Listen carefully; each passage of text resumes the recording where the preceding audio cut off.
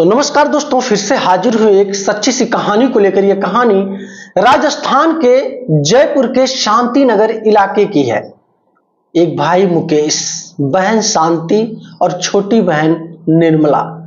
मुकेश के जो पिताजी होते हैं सऊदी अरब में मजदूरी का काम करते हैं और काफी दिनों से ये सऊदी अरब में ही रहते हैं। घर पे इनके पास कुछ झोपड़ी ही था, उसी घर बनवाने के चक्कर में, दो बेटियों की शादी करने के चक्कर में, मुकेश को सेटल करने के चक्कर में मुकेश के पिता शुरू से ही सऊदी अरब में ही रहते थे। कभी कभार 2 साल 3 साल पे जब गांव आते थे घर पे तो 2-3-4 महीना रहते थे, उसके बाद फिर ये सऊदी अरब के लिए चले जाते थे। लेकिन धीरे धीरे करके इन्होंने अपने सपने को साकार कर लिया। 2 हाथ घर भी बनवा लिए। नजदीक शहर में ये मुकेश को एक कॉस्मेटिक की बड़ी दुकान भी खुलवा कर दे दिए। जो 2 बेटियां थी इनको भी पढ़ाई लिखाई में खूब मेहनत करते थे। बेटा जितना तुमको पढ़ना हो तुम लोग पढ़ो, मैं पैसा सऊदी अरब से भले मजदूरी करता हूं, जितना पैसा लगेगा मैं दूंगा। लेकिन मुकेश इतना होनहार निकला, 2 बहनों के बीच में इकलौता भाई, कि भाई अब अपने पिता से फोन पे यही कहने लगा कि पिताजी मुझे लगता है अब आपको घर चले आना चाहिए, क्योंकि अब इतनी अच्छी खासी कमाई मैं कॉस्मेटिक की दुकान से कर लेता हूं कि आप आराम से घर पे बैठ के अब खा रह सकते हो, कोई दिक्कत नहीं होगी। मुकेश के पिता इस बात को सुनते हैं सऊदी अरब में तो बड़ा अच्छा लगता है। बोलते हैं ठीक है बेटा, अभी 7-8 महीने और बाकी हैं सफर को पूरा होने में। 7-8 महीने जब पूरा हो जाते हैं मैं चलाऊंगा और अपने बच्चों के बीच में रहूंगा। कौन चाहता है इतना दूर प्रदेश में आकर मजदूरी करना। मुकेश के घर में धीरे धीरे करके खुशियों का लहर बहुत तेजी से पकड़ने लगा, क्योंकि अब मुकेश की जो दिन की कमाई थी, किसी दिन 1000 किसी दिन 2000 प्रॉफिट की, लगन में वो 1-1 लाख रुपए महीने तक कमा लेता था। अब इसी कमाई की वजह से मुकेश के अंदर कहीं ना कहीं थोड़ा अकड़ तो आ ही गया था, उसमें कहने की बात नहीं। क्योंकि पैसा जो होता है, पैसा किसी भी व्यक्ति के पास अगर आना शुरू हो जाता है तो ऑटोमेटिक थोड़ा इंसान के अंदर अकड़ आना शुरू हो जाता है। लेकिन मुकेश की जो बहन थी शांति, वो बड़ी नॉर्मल, बड़ी अच्छी स्वभाव की थी। वो इंटरमीडिएट की परीक्षा पास कर चुकी थी, ग्रेजुएशन का उसने फॉर्म डाल दिया था, ट्रिपल-सी की तैयारी वगैरह कर रही थी, यही सारी चीजें चल रही थी। उसकी उम्र इसकी यही कोई 22 साल के अप्रॉक्स थी।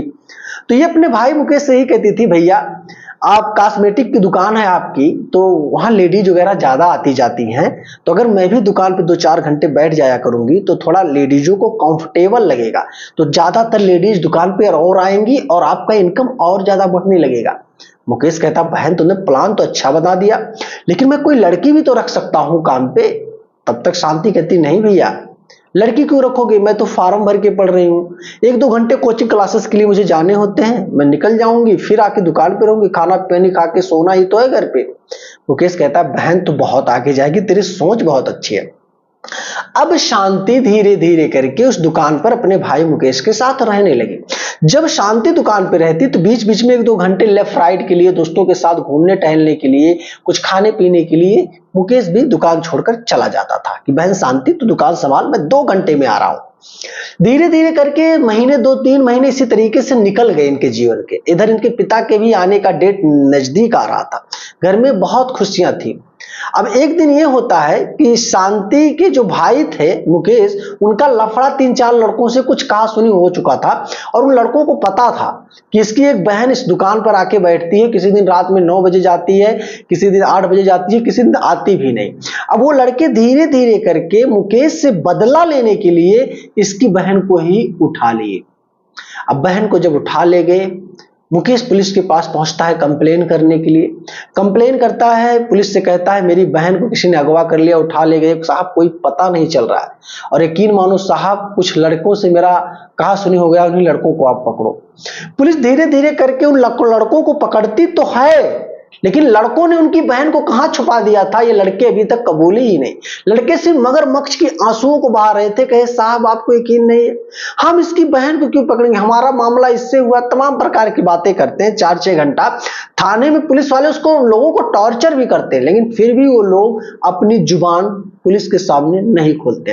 अब पुलिस के हाथों टॉर्चर हुए, थोड़ा कहा सुनी हो गई, तो उन 3 लड़कों 4 लड़कों को गुस्सा और भी ज्यादा आ गया।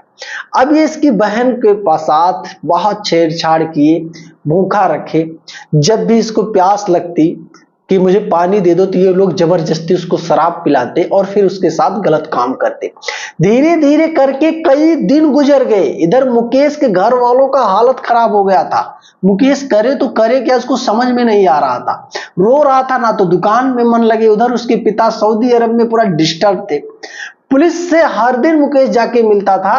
अंततः एक दिन पुलिस के ऊपर बहुत नाराज हुआ और कह के गया थाने से, साहब मैं थाने से जा तो रहा हूं और इतना दिन हो गया, मेरी बहन पता नहीं जिंदा होगी भी या नहीं होगी। आप लोग पता नहीं क्या कर रहे हैं, मुझे नहीं पता, लेकिन यकीन मानो साहब, अगर मैंने अपनी मर्जी से खुद मेहनत करके कातिलों को अगर मैंने ढूंढ निकाला तो उनकी बोटी बोटी टुकड़े टुकड़े कर करके मैं इसी थाने में लेके आऊंगा साहब, और फिर मेरे ऊपर कोई एफआईआर मत करना। मैं आपको आज बताने आ रहा हूं। इन मुकेश की इस बातों को सुनकर जो वहां के एसआई थे, थाना इंचार्ज थे और कांस्टेबल लोग थे, उनको बड़ी नाराजगी हुई। ये तो दिन दहाड़े आके थाने में धमकी दे रहा है, किसी के टुकड़े टुकड़े करने की धमकी दे रहा है। मुकेश के ऊपर काफी नाराज हुए, लेकिन कुछ लोग और थे जिन्होंने समझाया कि भाई इसकी बहन इतने दिन से लापता है, तो गुस्सा आ रहा होगा। मुकेश ने कहा, साहब आप हो सके तो मेरा कंप्लेन वापस कर दो, मुझे कंप्लेन अब करना ही नहीं, क्योंकि आप लोगों से कुछ नहीं हो पाएगा, मुझे ही कुछ करना पड़ेगा। मुकेश अपने दुकान का शटर डाउन कर देता है। अब अपने एक दो मित्रों का और सहारा लेता है और धीरे धीरे करके 3 दिन लगातार दिन और रात ये मेहनत करता सिर्फ बहन को ढूंढने के लिए। धीरे धीरे करके मुकेश ने एग्जैक्ट लिंक लगा लिया कि इसकी बहन किस जगह पे है और उन लड़कों में से कौन कौन से लड़के हैं जिसने इसकी बहन को लेकर अगवा किया है। मुकेश तकरीबन शाम के 6:30 बज रहे थे। कुछ चीजों को लेता है, धारदार चीजों को लेता है, पूरी तैयारी के साथ, जिस तरीके से मूवियों में हीरो को और विलन को लड़ते झगड़ते हुए देखा जाता है और तैयारियों के साथ देखा जाता है, कुछ इसी तरीके से मुकेश भी निकल पड़ा बहन को लेने के लिए।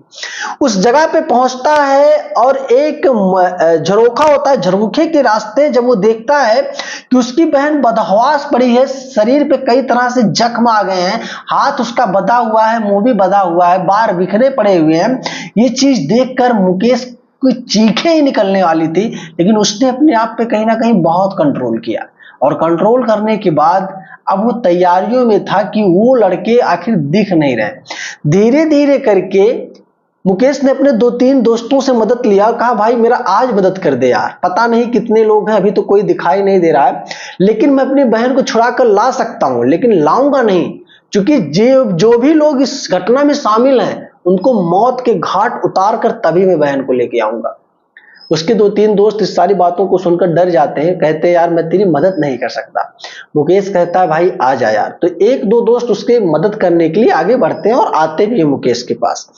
आते हैं, मुकेश उनको छुपा कर रखता है और कहता है बस मैं जैसे जैसे बोला हूं इसी तरीके से तुम लोगों को करना है, जो भी करूंगा मैं खुद करूंगा। उसके बाद वो तीनों दोस्त जो लोग झगड़े हुए थे, पहले कभी दोस्त हुआ करते थे मुकेश के, ये लोगों जब पहुंचते हैं और शराब के नशे में हाथ में शराब की बोतल को लेकर के और जैसे एंट्री करते हैं उस जगह पे, मुकेश तुरंत पीछे से वार करता है, एक के गर्दन पर और एक के पीठ पर और एक का गला पकड़कर गले पे वार कर देता है। इस तरीके से 3 के तीनों को नॉन स्टॉप मात्र 2 मिनट के अंदर वहीं घायल करके गिरा देता है।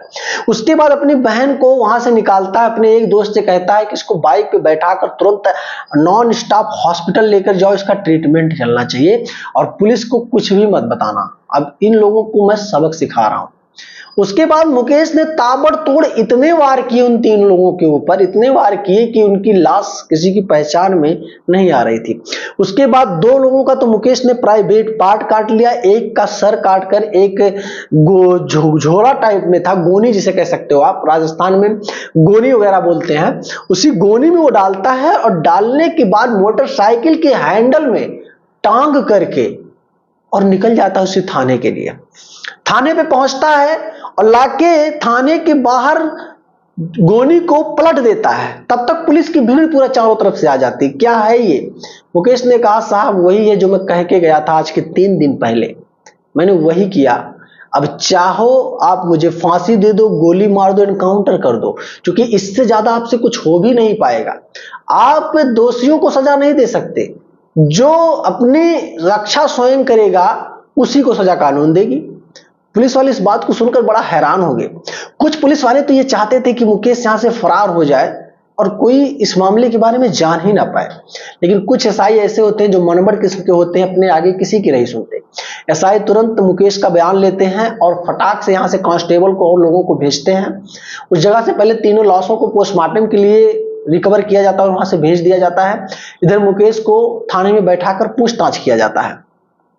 मुकेश ने बताया, पहले मेरी बहन से जाकर पूछताछ करो, हॉस्पिटल में पड़ी हुई होगी, उससे पूछो कि उसने क्या देखा, क्या सुना। जब पुलिस वाले पहले फौरन तुरंत उस हॉस्पिटल में पहुंचते हैं और हॉस्पिटल में उसकी बहन की बयान लेते हैं। बयान लिखते टाइम महिला कांस्टेबल के आंखों से आंसू रुक नहीं रहे थे मेरे दोस्त, सच बता रहा हूं। आप सोच कर देखो, एक भाई अपनी बहन के लिए अगर इतनी बड़ी घटना को अंजाम देता है तो क्या उसने गलत किया? दोस्तों मैं नहीं कुछ कहूंगा, क्योंकि मैं तो स्टोरी सुनाने वाला हूं, आप सुनने वाले हो। कमेंट आपको करना है, क्या मुकेश ने अपनी बहन शांति के लिए उन कातिलों को मार करके सही किया या नहीं? हालांकि शांति जिंदा है। यह घटना दोस्त बहुत काफी पुरानी है, मैंने कहीं किसी जगह से इसको स्टडी किया। उसके बाद मुझे लगा कि इस कहानी को मुझे आप तक शेयर करनी चाहिए, जागरूकता के माध्यम से, अवेयरनेस की दृष्टि से। अगर मुकेश सच में अगर अपने आप पे ना आता तो कुछ भी हो सकता था। लेकिन एक सवाल यहां है, अगर 3 दिन के बाद मुकेश को यह पता चला कि वो लोग कहां किस जगह पर मौजूद है, तो वो पुलिस की भी सहायता ले सकता था और अपना हाथ बिना गंदा किए हुए कानून की मदद लेकर के उन कातिलों को जेल की सलाखों के पीछे भी डाल सकता था, भरे समाज में बेइज्जत भी कर सकता था और अपनी बहन को भी बचा सकता था। ये भी रास्ता उसके पास था। आपका क्या कहना है, मुकेश ने सही किया मार के या गलत? कमेंट करना दोस्त। वीडियो पसंद आई है तो लाइक करना और चैनल पे नए हो तो सब्सक्राइब करना। मिलूंगा फिर एक शानदार सी कॉन्सेप्ट को लेकर, तब तक के लिए जय हिंद।